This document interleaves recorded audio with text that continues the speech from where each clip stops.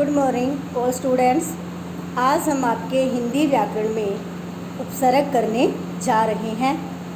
उपसर्ग क्या होते हैं? उपसर्ग की परिभाषा सबसे पहले आपको पता होना चाहिए। उपसर्ग होते क्या हैं? जो शब्दांश शब्दों के आरंभ में यानी कि शब्दों के शुरू में जुड़कर उसके अर्थ में परिवर्तन कर देते हैं वो हमारे क्या कहलाते हैं? वो हमारे उपसर्ग कहलाते हैं। उन्हें हम उपसर्ग कहते हैं। जैसे आप कर्म शब्द ले लो। कर्म शब्द यानी कि काम करना। अगर हम कु शब्द लें, इससे उपसर्ग बनाए तो कु से बनेगा कुकर्म। कु आपका पहले जुड़ गया, पीछे हमने इसका लगा दिया कुकर्म। और अगर हम इसके अर्थ को देखें तो इसका अर्थ बनेगा, कुकर्म का अर्थ बनेगा बुरा काम करना। इसी प्रकार हमारी हिंदी व्याकरण में, उर्दू में भी हमारे उपसर्ग आते हैं, ठीक है, संस्कृत भाषा में भी आते हैं, हिंदी में तो हमारे उपसर्ग होते ही हैं। इसलिए हमने हिंदी में से संस्कृत भाषा और उर्दू भाषा के उपसर्गों का प्रयोग किया जाता है। सबसे पहले आप देखें कि संस्कृत के उपसर्ग होते हैं बहुत सारे, ठीक है। इसका हिंदी में क्या बहुप्रचलित होता है या कैसे इसको हिंदी में हम इसका उच्चारण करते हैं, कैसे इसका प्रचार करते हैं, वो सब आपको बताया गया है। जैसे ये आपके उपसर्ग बताए गए हैं, कुछ आपको शब्द दिए गए उपसर्ग के, फिर उनके आगे उनके अर्थ बताए गए हैं। अर्थ बताने के बाद हमने उससे कुछ वाक्यों का प्रयोग किया, यानी कि कुछ वाक्य बनाया उनसे। जैसे आप देखो, पहला उपसर्ग है आपका अति। अति का अर्थ आता है अधिक या ऊपर। अब हम अगर अति को जोड़कर इससे कोई वाक्य बनाते हैं, हमने अति का पहले प्रयोग करना है, तो हमारा अति से क्या बनेगा?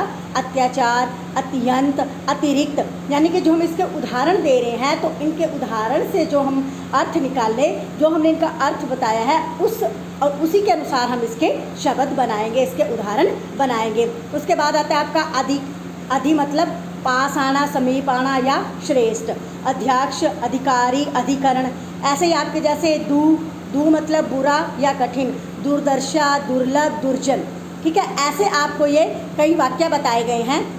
उसके बाद है आपके हिंदी के उपसर्ग, जैसे कि आ है। आ मतलब अर्थ आएगा निषेध, अजान, असीम, अगाध, असम, ऐसे, ठीक है। कु मैंने बुराई, कुकर्म, कुचाल, कुपात्र। यानी कि हमने ऐसे उदाहरण दे रहे हैं जिससे इनके अर्थ का हमें समझ में आ जाए क्या अर्थ था। जैसे कु का अर्थ आता है बुरा, तो हमने ऐसा उदाहरण देना है जिससे हम इसके अर्थ को बीच में ला सकें। उसके बाद जैसे इसी में हिंदी के आप में ओ मैंने हीनता, यानी कि ओगुण, ओसर, ठीक है। ऐसे ही आपका पर का अर्थ आएगा आगे, यानी कि परदादा, परनाना, जो आगे जुड़कर इसके अर्थ में परिवर्तन कर दें।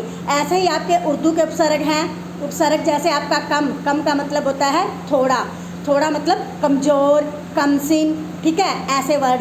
ऐसे ही अब जैसे अंग्रेजी के वर्ड हैं आपके सब मीन अधीन, तो सब जज, सब कमेटी, यानी कि सब जो जिसके अधीन काम करते हैं। चीफ का मतलब होता है मुख्य, यानी कि chief minister, chief of staff. उसी तरह आपका आता है वाइस मैंने जो हमारा उप है, वाइस चांसलर, ठीक है, वाइस प्रिंसिपल।